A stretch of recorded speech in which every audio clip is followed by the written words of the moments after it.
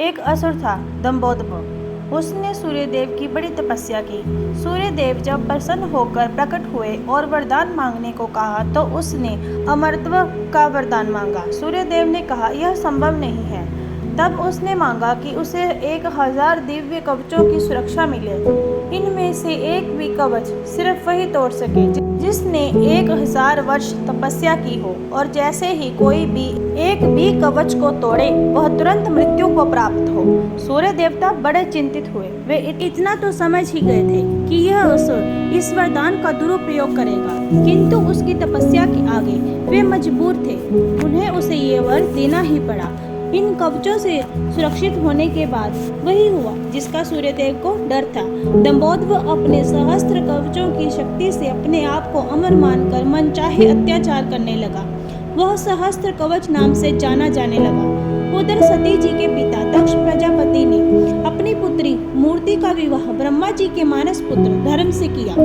मूर्ति ने सहस्त्र कवच के बारे में सुना हुआ था और उन्होंने श्री विष्णु से प्रार्थना की कि इसे खत्म करने के लिए वे धरती पर प्रकट हुए। विष्णु जी ने उसे आश्वासन दिया कि वे ऐसा करेंगे। समय क्रम में मूर्ति ने 2 जुड़वा पुत्रों को जन्म दिया जिनके नाम हुए नर और नारायण।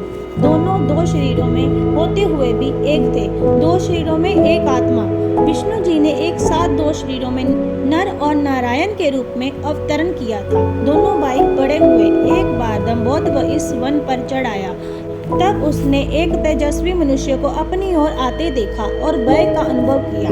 उस व्यक्ति ने कहा कि मैं नर हूँ और तुमसे युद्ध करने आया हूँ। भय होते हुए भी दंभोदभ ने हंसकर कहा, तुम मेरे बारे में जानते ही क्या हो?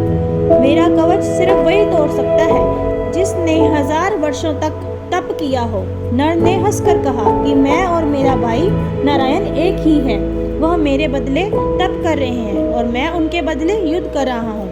युद्ध शुरू हुआ और सहस्त्र कवच को आश्चर्य होता रहा कि सच में ही नारायण के तप से नर की शक्ति बढ़ती चली जा रही थी। जैसे ही 1000 वर्ष का समय पूर्ण हुआ, नर ने सहस्त्र कवच का एक कवच तोड़ दिया, लेकिन सूर्य के वरदान के अनुसार जैसे ही कवच टूटा, नर मृत हो गए। सहस्त्र कवच ने सोचा कि चलो एक कवच गया, किंतु यह तो मर गया।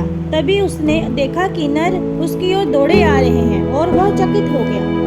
अभी ही तो उसके सामने नर की मृत्यु हुई थी और अभी यही जीवित हो मेरी ओर कैसे दौड़े आ रहा है? ध्यान से देखने पर ज्ञात हुआ और यह तो हूबहू नर जैसे प्रतीत होते उनके भाई नारायण थे, जो दंभोदभ की तरफ नहीं बल्कि अपने भाई नर की तरफ दौड़ रहे थे। दंभोदभ ने अट्टहास करते हुए नारायण से कहा कि तुम्हें अपने भाई को समझाना चाहिए था।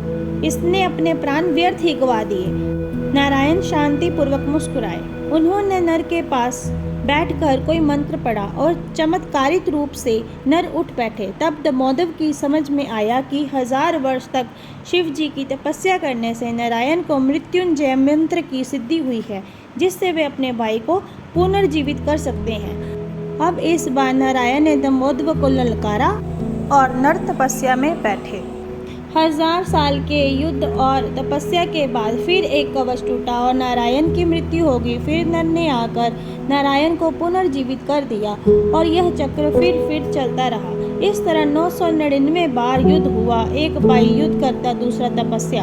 हर बार पहले की मृत्यु पर दूसरा उसे पुनर्जीवित कर देता। जब 999 कवच टूट गए तो सहस्त्र कवच समझ गया कि अब मेरी मृत्यु हो जाएगी। तब वह युद्ध त्याग कर सूर्य लोक भागकर सूर्यदेव के शरणागत हुआ।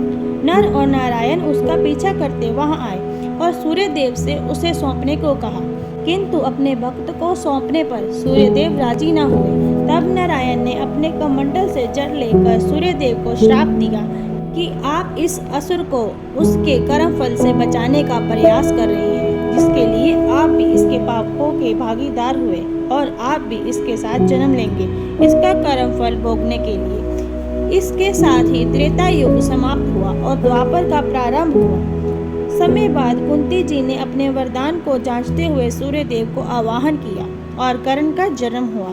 लेकिन यह आमतौर पर ज्ञात नहीं है कि कर्ण सिर्फ सूर्यपुत्र ही नहीं, बल्कि उसके भीतर सूर्य और दंभोदभ दोनों हैं। जैसे नर और नारायण में 2 शरीरों में एक आत्मा थी, उसी कर्ण के एक शरीर में दो आत्माओं का वास है, सूर्य और सहस्त्र कवच।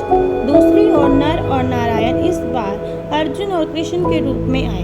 कर्ण के भीतर जो सूर्य का अंश है वही उसे तेजस्वी वीर बनाता है, जबकि उसके भीतर दंभोदर भी होने से उसके कर्म फल उसे अनेकानेक अन्याय और अपमान मिलते हैं और उसे द्रौपदी का अपमान और ऐसे ही अनेक अपकर्म करने को प्रेरित करता है। यदि अर्जुन कर्ण का कवच तोड़ता तो तुरंत ही उसकी मृत्यु हो जाती, इसीलिए इंद्र उससे उसका कवच मांगने पहले ही आ गए।